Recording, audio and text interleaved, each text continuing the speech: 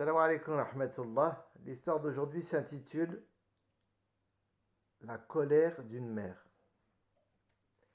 À l'époque du prophète sallallahu alayhi wa sallam vivait un homme prénommé Alqama. C'était un bon musulman qui vouait un amour sincère pour Dieu et qui faisait tout pour suivre les enseignements du prophète sallallahu alayhi wa sallam. Il passait des heures en prière dans l'obscurité de la nuit et il consacrait ses journées au jeûne aussi souvent que possible. C'était un homme simple qui aimait la compagnie des pauvres et il dépensait sans compter pour les aider et soulager leurs peines. Quiconque l'approchait l'aimait aussitôt et personne n'avait jamais eu à se plaindre de lui. Un jour, Alqama tomba malade. Au début, sa famille ne s'inquiéta pas, pensant qu'il était simplement fatigué, mais sa maladie dégénéra rapidement, si bien que bientôt, il ne put plus quitter sa couche. Son épouse s'inquiéta et commença à vraiment avoir peur pour lui. Elle avait tenté de le soigner du mieux qu'elle pouvait et elle le veilla plusieurs nuits. Mais peu à peu, l'évidence s'imposait à elle, son époux allait mourir. Désemparée et en proie à une profonde tristesse, la pauvre jeune femme alla voir le prophète sallallahu alayhi wa sallam pour qu'il aide son époux dans ses derniers moments. Elle se présenta à lui et le salua avec respect. Puis elle lui dit: Messager d'Allah, mon époux Alqama est sur son lit de mort. Il vit ses derniers instants. Je voulais te prévenir de cela. Mais sa pudeur l'empêcha de demander davantage au prophète sallallahu alayhi wa sallam. Ce dernier était triste car il aimait beaucoup le jeune homme. Il le voyait prier derrière lui. Il venait discuter avec lui de temps à autre. Mais il était en train de gérer une chose importante pour l'ensemble de la communauté et il ne pouvait se rendre au chevet du jeune homme dans l'immédiat. Il envoya donc Bilal et Amr, anhum, ses deux proches compagnons, en leur demandant d'accompagner Alqama dans ses derniers instants. Il insista en leur disant: Surtout, ne le laissez pas quitter ce monde sans qu'il ait pu dire cette dernière parole: La ilaha illallah, Muhammadan Rasulullah. Le prophète sallallahu alayhi wa sallam savait que c'était là une bonne provision pour rencontrer son Seigneur. Alors les deux compagnons se rendirent à son chevet. Quand ils le virent ainsi, presque sans vie, ils eurent beaucoup de peine. Ils se souvinrent des bons moments passés en sa belle compagnie et maintenant, Alqama était là, allongé sur son lit, en train de souffrir de tout son être. Ils s'approchèrent de lui. L'un d'eux posa sa main sur ses cheveux, s'approcha de son oreille et le salua. Alqama souffrait tellement qu'il ne les avait même pas entendus entrer. Mais quand il vit ses deux amis, un sourire illumina son visage, bien fatigué. Il répondit à leur salut. L'un des deux compagnons lui dit alors: Alqama, Allah semble-t-il décide de te rappeler à lui, et tu vas goûter à la promesse du paradis tant attendue. Le prophète sallallahu alayhi wa sallam nous envoie à toi, cher frère, pour t'accompagner et t'aider à prononcer ta shahada. Elle sera pour toi la meilleure des provisions auprès de notre Seigneur. Alors Alqama leva son index droit, désireux de bien agir jusqu'à la fin, et il ouvrit la bouche pour prononcer les paroles qui avaient rythmé sa vie depuis sa conversion. Mais là, aucun mot ne put sortir de sa bouche. Était-ce trop tard? L'ange de la mort était-il déjà prêt à se saisir de l'âme de notre pauvre homme? Pourtant il respirait encore. Amr et Bilal tentèrent d'aider Alqama à prononcer ces paroles. Ils le redressèrent un peu pour qu'il puisse respirer plus facilement, mais toujours aucun son ne pouvait sortir de sa bouche. Les compagnons comprirent que le problème était ailleurs. Alors ils prirent congé de Alqama et de son épouse, en promettant de revenir au plus vite. Dès qu'ils franchirent le pas de la porte, ils se précipitèrent auprès du prophète sallallahu alayhi wa sallam afin de lui raconter ce qu'il venait de se passer. Nous avons tout essayé, ô messager d'Allah, dirent-ils inquiets pour leur ami, mais Alqama est incapable de prononcer la shahada. Et nous ne savons pas pourquoi. Le prophète sallallahu alayhi wa sallam prit un temps pour réfléchir, puis dit: Reste-t-il à notre compagnon un de ses parents? Oui, sa mère est encore en vie, elle vit à Médine. mais elle est très âgée, messager d'Allah. Alors le prophète sallallahu alayhi wa sallam, envoyant un compagnon avec un message à l'intention de la mère de Alqama. Dès qu'il arriva auprès d'elle, le compagnon lui dit: le prophète sallallahu alayhi wa sallam souhaite te parler, noble mère. Il t'invite à venir le voir si cela ne te gêne pas, sinon il viendra afin de ne pas te fatiguer. Dès que la mère de Alqama entendit le message du prophète sallallahu alayhi wa sallam, elle exulta: je donnerai ma vie pour lui, comment n'irai-je pas jusqu'à lui? Allez mon enfant, conduis-moi donc auprès du prophète sallallahu alayhi wa sallam. Et elle suivit le messager du prophète sallallahu alayhi wa sallam, appuyé sur sa canne et marchant avec difficulté. Quand enfin elle arriva devant le prophète sallallahu alayhi wa sallam, ce dernier la salua avec sa chaleur et son hospitalité légendaire. Puis il l'invita à s'asseoir et lui dit: sois la bienvenue, mère de Alqama. Je suis heureux de te voir. Si je t'ai demandé de venir, c'est dans un but bien précis. Mais je te demanderai de me dire la vérité. Car si tu ne le fais pas, Allah lui-même me la dira. J'ai besoin de savoir ce qu'il se passe avec ton fils. La mère de Alqama ne comprit pas immédiatement, et son instinct de mère la poussa à dépeindre son fils de la meilleure des manières. Que voudrais-tu que je te dise, messager d'Allah? C'est un bon garçon. Il prie beaucoup. Il jeûne régulièrement. Il dépense des sommes considérables en aumône. Mais le prophète sallallahu alayhi wa sallam savait déjà cela. Il avait compris que si Alqama ne parvenait pas à prononcer sa shahada, c'est parce qu'un péché empêchait sa langue de se délier. Il décida de creuser. Et qu'en est-il de son rapport avec toi? Est-ce un bon fils? Et là, le visage de la vieille dame s'assombrit. Et elle dit avec un peu d'amertume: non, messager d'Allah, tout ne va pas bien, malheureusement, je suis fâché contre mon fils. Pour quelle raison? Insista le prophète sallallahu alayhi wa sallam. Parce qu'il privilégie son épouse autant qu'il le peut et par conséquent me néglige et fait preuve d'injustice à mon égard. Il me désobéit et n'écoute plus sa vieille maman. Le prophète sallallahu alayhi wa sallam la regarda alors profondément, comme pour être sûr qu'elle comprenne bien ce qu'il s'apprêtait à lui dire. Il ne fait aucun doute, Alqama, que c'est ta colère à son égard qui empêche la langue de ton fils de prononcer la shahada. Et nous ne pouvons rien faire contre cela.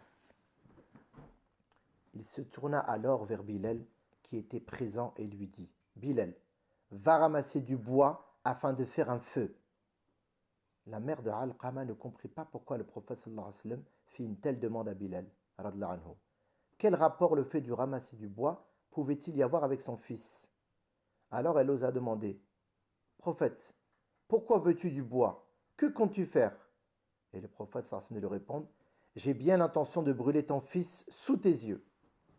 Alqama était horrifié. Comment? Le prophète sallallahu alayhi wa sallam allait brûler son fils devant elle? Mais messager d'Allah, proteste-t-elle, c'est mon fils, jamais mon cœur ne souffrira de le voir brûler sous mes yeux. Mais le prophète sallallahu alayhi wa sallam fit mine de se montrer inflexible en lui disant: Alqama, il le faut, car la punition d'Allah est bien plus terrible et plus longue. Voudrais-tu que ton fils aille en enfer? Je suis sûr que non. Donc nous sommes obligés de le faire à moins que quoi? Demanda la pauvre mère, prête à tout pour sauver son fils d'un si funèbre destin. Sache qu'Allah est en colère envers Alqama à cause de sa désobéissance à ton égard. Et Allah le punira certainement à moins que tu ne décides de lui pardonner et de te réconcilier avec lui. Par celui qui détient mon âme entre ses mains, sache, Alqama, que toutes ces longues heures de prière, ces journées de jeûne et toute sa générosité à l'égard des pauvres ne serviront à rien à ton fils tant que tu seras en colère contre lui. La vieille dame trembla alors de tout son être. Comment le simple fait d'être insatisfaite de son fils pouvait le mener droit en enfer? Alors, avec précipitation, elle dit de sa voix fluette: Messager d'Allah, je prends à témoin le Très-Haut, ses anges et tous les musulmans ici présents, que je suis satisfaite de mon fils Alqama. Elle regarda le prophète sallallahu alayhi wa sallam avec angoisse, essayant de déceler un signe d'espoir, lui permettant de penser que son fils allait être sauvé. Et c'est alors que le prophète sallallahu alayhi wa sallam dit à Bilal, Bilal, retourne auprès de Alqama et tente de lui faire prononcer la shahada à nouveau, car il se peut que sa mère n'ait dit cela que pour me faire plaisir et qu'elle n'en pense pas un mot. Bilal radhiyallahu anhu courut vers la demeure de son ami.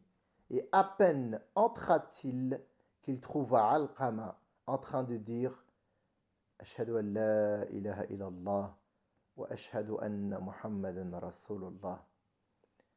Bilal regarda son ami et fut soulagé. Il prit alors conscience de l'importance des parents. Le fait que la mère de Alqama puisse être en colère contre lui suffit à lier sa langue, alors que toute sa vie, il avait vécu en musulman scrupuleux. Il avait prononcé cette parole si souvent dans sa vie, et pourtant, à l'instant précis où il en avait le plus besoin, il fut incapable de le faire. Bilal radhiyallahu anhu en fut à la fois effrayé et pleinement plus convaincu du devoir de l'enfant envers ses pères et mères. Il resta un moment avec Alqama et après de longues minutes, ce dernier rendit son dernier souffle, accueilli par une noble cohorte sous les pleurs discrets de son épouse. Dès que le prophète sallallahu alayhi wa sallam apprit la mort de Alqama, il vint à son chevet. Il pria pour lui longuement, puis il ordonna aux membres de sa famille de le laver. Quand cela fut fait, on emmena le corps au prophète sallallahu alayhi wa sallam qui pria sur lui avec ses compagnons. Puis ils l'emmenèrent dans sa dernière demeure à Al-Baqi'a. Le prophète sallallahu alayhi wa sallam était soulagé que Alqama puisse être ainsi délivré de ses tourments à cause de son manque de piété filiale. Mais il fallait que les musulmans le comprennent bien. Alors, après avoir fini d'enterrer Alqama, il se tourna vers les compagnons et dit « Écoutez-moi bien, vous les muhajirin et vous les ansar. Quiconque favorise son épouse au détriment de sa propre mère encourra la malédiction d'Allah, de ses anges et ainsi de toute l'humanité entière. Allah n'a que faire de votre générosité envers les pauvres, de vos actes pieux et de votre droiture, tant que vous ne vous repentirez pas à Allah de votre manque de piété filiale et que vous ne vous réconciliez pas avec votre mère en cherchant à l'honorer et à lui faire plaisir. Car le plaisir d'Allah s'assimile à faire plaisir à votre mère et la colère d'Allah s'assimile à la colère que vous provoquez chez votre mère. Les compagnons écoutèrent avec gravité les propos du prophète sallallahu alayhi wa sallam. Certes, ils avaient conscience de l'importance des parents. Ils savaient que le manque de piété filiale était un péché grave, mais là, ils eurent la manifestation de l'ampleur d'un tel péché qui avait empêché ce noble compagnon de prononcer la shahada, si sa mère ne lui avait pas pardonné. C'est ainsi que ce jour-là, après les funérailles de Alqama, des femmes et des hommes parmi les musulmans se rendirent auprès de leurs parents et se jurèrent de les satisfaire autant que faire se peut, de les honorer et de leur donner tout le respect qu'ils méritaient. N'avaient-ils pas donné leur vie pour celle de leurs enfants? Pourquoi ne pas leur montrer de gratitude dans ce cas? Oui, le messager d'Allah l'avait bien dit, le paradis se trouve sous le pied de vos mères. Le paradis se trouve sous le pied de vos mères. Et Alqama venait d'entrevoir la réalité de cette parole, car ce fut sa mère qui le délivra du châtiment qu'il faillit subir. قال تعالى وقضى ربك ألا تعبدوا إلا إياه وبالوالدين إحسانا. Votre Seigneur a décrété d'adorer qu'un Dieu unique et d'observer la piété filiale envers vos parents. Le prophète sallallahu alayhi wa sallam disait Al-jannatu tahta aqdam al-ummahat, le paradis est en dessous des pieds des mères. Et il nous disait alayhi salatu wassalam Ridallah fi rida al-walidain, la satisfaction d'Allah se trouve dans la satisfaction des parents. Wa sakhat Allah fi sakhat al-walidain, et la colère d'Allah se trouve où elle est provoquée par la colère des parents.